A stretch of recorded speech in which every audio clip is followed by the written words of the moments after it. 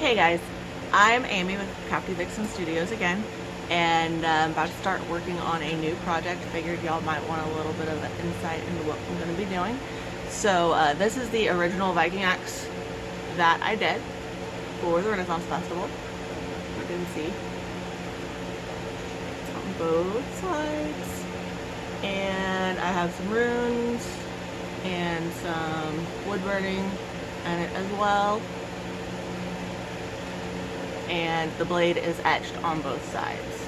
So obviously I didn't record doing this one because it was before I had decided to start doing any videos, but I wanted to do a second smaller version, so going to be doing a hatchet.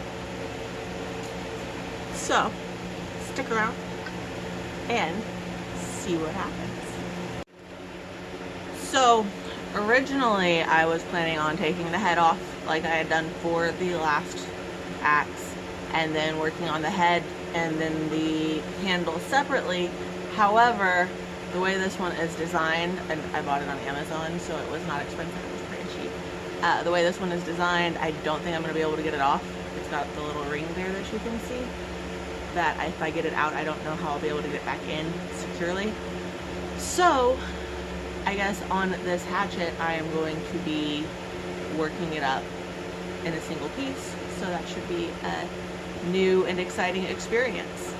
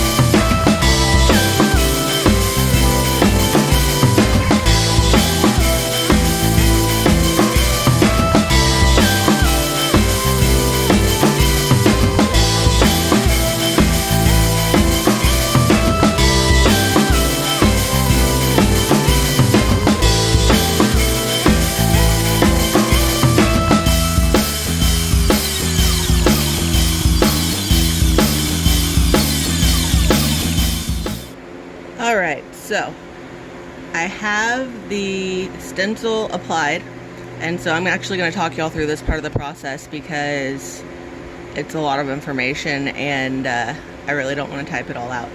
So what I'm doing for etching the blade is called electro-etching. Basically, I'm using a car battery charger. You can see I have both ends of the charger here, and you attach the positive side to the metal, and then you make a hypersaturated saltwater solution, which is what's over here in this container. And then on the negative terminal, you put a cotton ball or some sort of fabric pad, and you'll dip it into the water, and then you're going to move it around the piece of metal that you're etching, and it'll actually eat away at the metal to leave the sections that are covered raised, which is pretty cool. So the one thing you need to remember, don't rub it because that can pull up your stencil or whatever it is that you've used. I used nail polish on the first one that I did, and it started to flake a little bit, which is the reason I'm trying the vinyl this time. So here we go.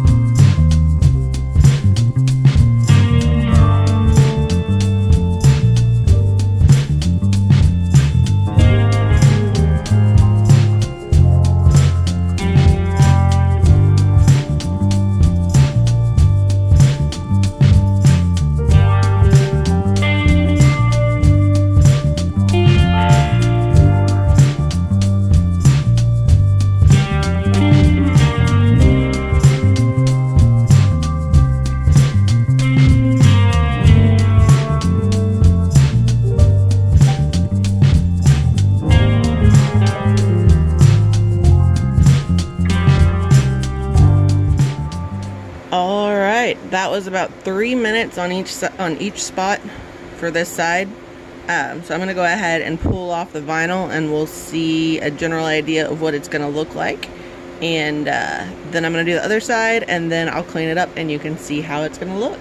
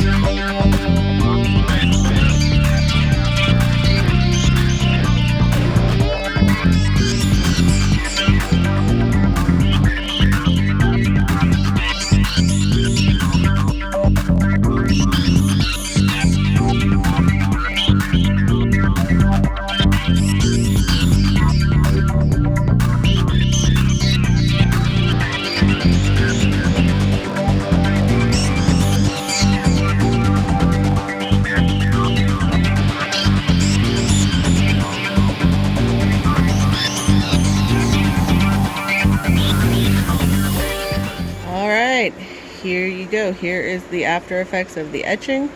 It still needs to be cleaned up a little bit, still needs to be polished, and I am still going to darken the background just a pinch, most likely. But that's how that works. Next step is going to be working on the handle.